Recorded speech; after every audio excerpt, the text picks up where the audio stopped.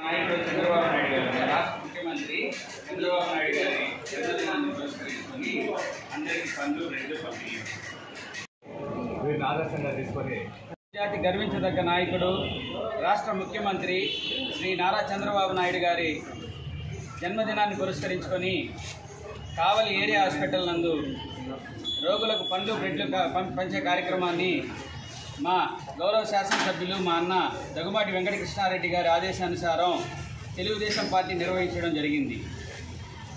ఒక్క మాటలో చెప్పాలంటే బాబు గారి గురించి చాలదు.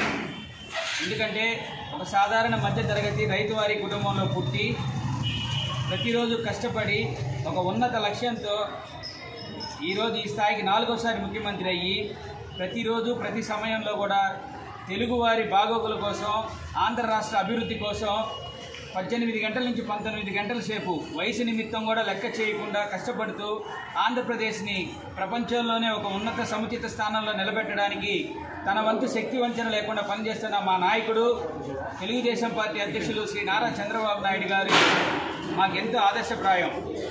ఆయన బాటలోనే ఈరోజు కావలి శాసనసభ్యులు మా అన్న దగ్గుమాటి వెంకటకృష్ణారెడ్డి గారు కావలి అభివృద్ధికి సర్వతోముఖాభివృద్ధికి అహర్నిశలు పాటుపడుతూ అనతి కాలంలోనే ఎన్నో అభివృద్ధి కార్యక్రమాలు చేస్తూ ఉన్నారు.